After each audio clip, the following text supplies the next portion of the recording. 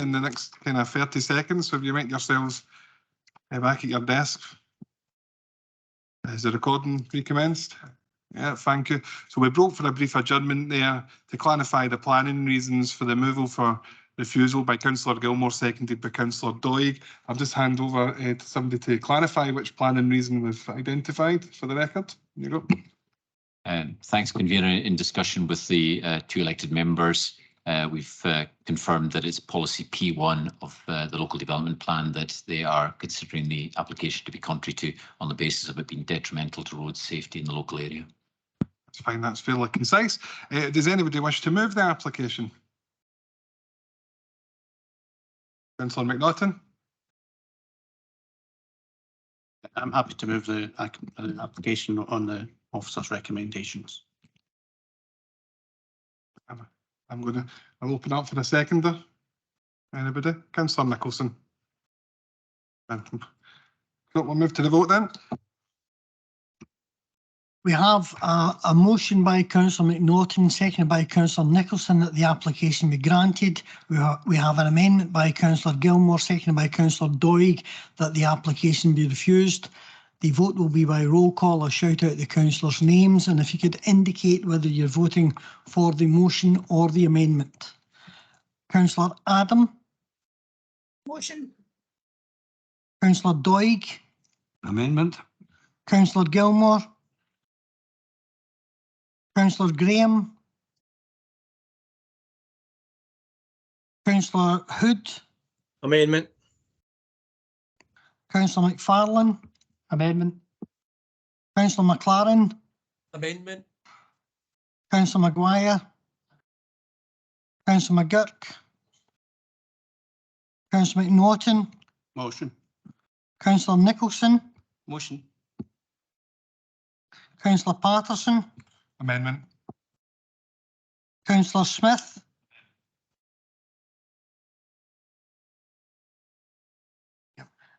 We have 9 voting for the amendment, 5 for the motion. The amendment is declared carried. Everyone, thanks for your patience during the brief adjournment. We move on to item 9E, which is erection of residential development comprising of 80 flats and 39 dwelling houses at the southern edge of Laymore Avenue, King's Inch Road, and this is by Bellway Homes. It's pages 169 to 192 of your paperwork. Do we have any questions or comments on this application? Is there anything online I'm missing? Oh, sorry, and for the record, I should reflect that Councillor Maguire has left the meeting for this point as he previously declared an interest. So, no questions or comments. Can we approve the recommendations then? Approved. Just going to pause briefly to allow Councillor Maguire to rejoin us for the final item.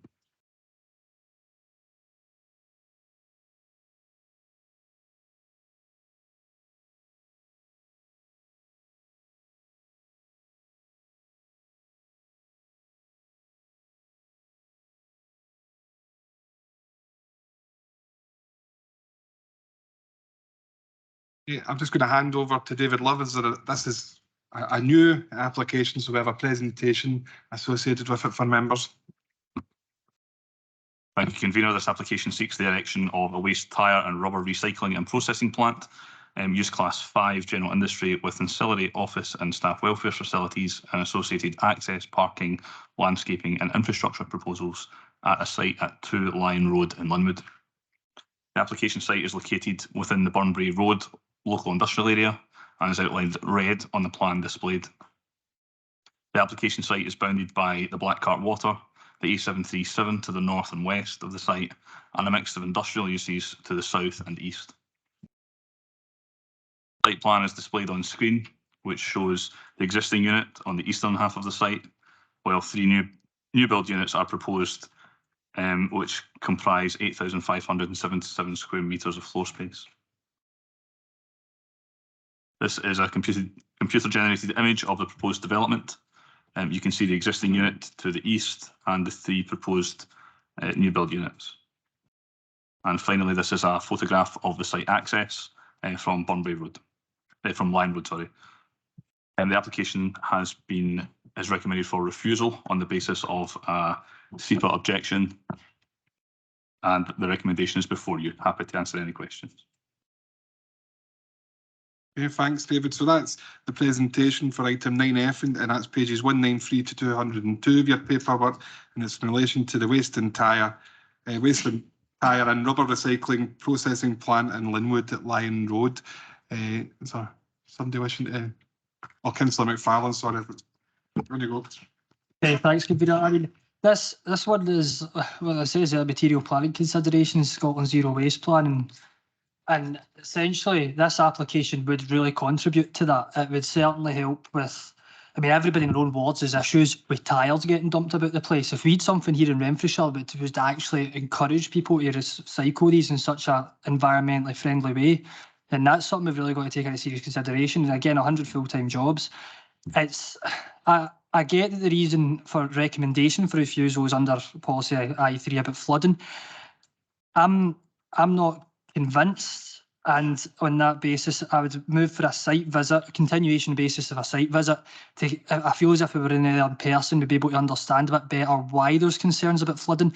From previous, I mean, this area has been built on before. It's, you know, it's not as if it's greenbelt. I don't see how, but if I've got a seconder for a site visit, I'd be most grateful. But I think, especially pushing towards net zero, this would certainly be something that would benefit that here in Renfrewshire. Thanks, Councillor McFarlane. Councillor McNaughton, are you? Yeah, I mean, I'm happy to second that motion for a site visit. I think it's an important proposal that we should give careful consideration to. I have a question though for the officers, and in terms of the recommendation to refuse or the objection rather from SEPA, what are the implications if we were minded to grant with SEPA having a formal objection? Are there any implications on that? But coming back to the main point, I would certainly support a site visit. On point of the site visit, I would be happy to accept the request for a site visit, but still think it's worth somebody clarifying the point for Councillor McNaughton about the implications if we were to obviously approve, given there's a SEPA objection. Yeah, so the normal course of action when a local authority wants to approve a planning application contrary to a statutory agency, one of the main government agencies objecting, is that the application is then passed on to the Scottish ministers for a final decision. So the decision is not one of the authority. If you go against SEPA or Historic Scotland or Transport Scotland, etc., it's then passed to the Scottish ministers for a final decision. Is there any other points you rely on? You go, Councillor McFarlane. Just in terms of SEPA, like their submission, is there anything more in depth that they're going to provide there if we move for a site visit? What is it? Just I think it depends. In terms of a site visit, Councillor McFarlane, SEPA wouldn't provide any further information for the site visit. So even if we go and do this site visit and we're minded to grant the application, it's going to get called in by reporters anyway, just so I understand this. I think assuming the board granted it. Any objection for SEPA would, and if we were minded to approve this application, a process would kick in where it would be taken in, or taken off our plate and onto the Scottish government's or Scottish ministers' plate. Yeah, sorry, that was one thing I didn't clarify. Again, part of these things that weren't on the earlier training session for those members that were here.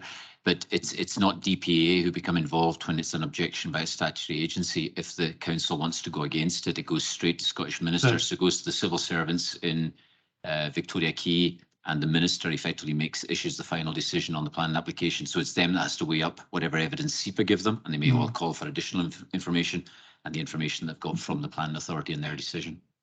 Councillor McNaughton, you want back in? No, sorry, that's not my mistake.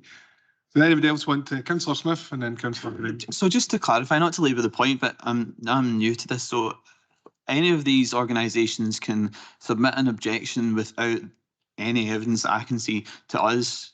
And if we don't go along with their objection, then it gets taken out of our hands and it's made, the decision's made by a minister with no representation from people who live locally or councillors who are elected locally.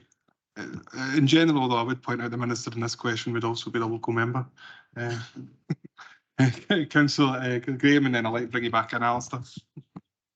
Yeah, I just sort of need a wee bit of help. So if we were to approve this today, it would need to go to Scottish, and then if we refused it today, they would if they wanted to appeal, it would then go. If we refused to go with the recommendations today, what would the applicant have a right of appeal, and that would be heard by who? So if Councillor Graham, to answer your question, if the planning climate change board today were to refuse planning permission for the application that's in front of them, then that applicant would have the right of appeal to DPA on the basis of the reasons for refusal that are given. If it's approved by the board, contrary to one of the statutory agencies that's defined in regulation, so some of the ones I outlined there, but including SEPA, if they are an objector, formal objector to the plan application, as they are in this case in Lion Road, Linwood, and the members were to go against that, then the decision is then passed on to Scottish ministers. So Scottish ministers have the final decision. That's the way the planning system works, unfortunately, or fortunately, depending on what your aspect is. So on that, so we're not going to get a say basically in this chamber. So a site visit, we're not going to get anything from that. All we're doing is delaying it until the next board meeting, and then so I don't see a point. I mean, it was great if councillors or members of the board want to see that area. It'd be good for our point of view, but it's just delaying the process. So for me, you either have to sort of refuse it or you grant it. I don't see there's any point on the site visit. Councillor Gilmore, and then I'll bring in Councillor McFarlane. Your pardon, sorry. I beg your pardon. Thank you. I just refer the board to paragraph 3, page 199. The council has sought an independent review of the flood risk analysis undertaking by the applicant. Well, mitigation measures proposed by the applicant are acknowledged. It is noted that development will never result in increased flood risk upstream, including to an allocated housing land supply site. So I'd like to see a bit more detail in that, to be quite frank with you, because obviously that have been local to that area and know the area quite well, and there is a very large development site further to the west, going upriver, if you like, towards the centre of Johnstone, although it's probably in the Linwood ward.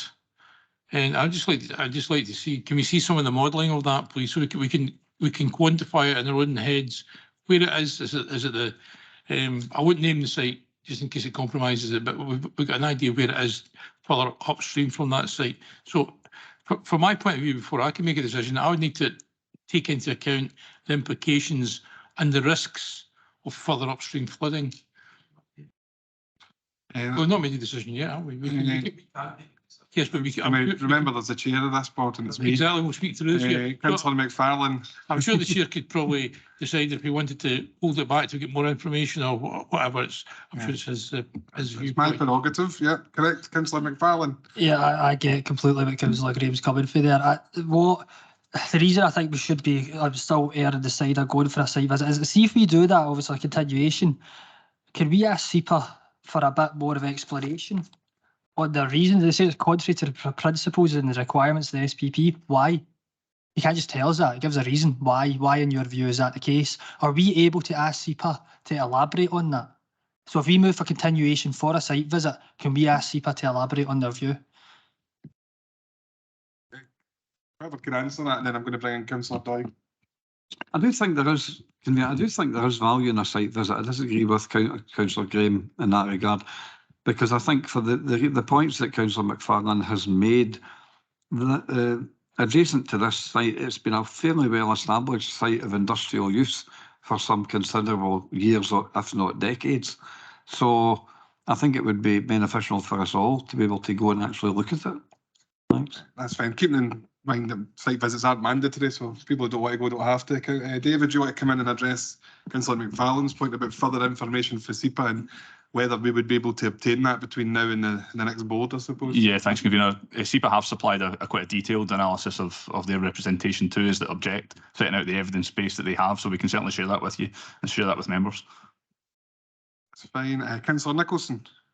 Thanks, Chair. I think the value in the site visit sometimes is not so much on this particular site, but it's more about the time being allowed to get the information, which is not in front of us to make a considered decision on this application, given that it is a statutory body that's unusually on the SEPA, quite slow moving at times. So I think that's the value of this particular site visit. But the other question I would ask as well is about the potential sterilisation of this site. I mean, for us as a local authority, we need to look at this. This is a large site, and if this application goes in the direction we think it might go in, then we need to understand what potential mitigation could be done to try and take away the SEPA objection as well. So we need to try and fully understand what's been proposed by the applicant to try and mitigate away or take away the SEPA objection. So it's the time that's been allowed here to allow that discussion to take place. But again, that's a large piece of land out there, and we should be concerned about that's going to remain sterile from now and forever. If that's the plan, then we need to understand that. Thanks. Okay, Doc. So we have the request. We have the request for a continuation of this and a site visit to be organised, which I would, in the position of chair, accept. Does anybody want to move anything other than that today, either grant or refusal? We're content with a site visit and further information. Okay, Doc, that's how we'll proceed. Thank you. And that brings us to the end of the agenda. Thanks very much for your time and patience today. See you next time.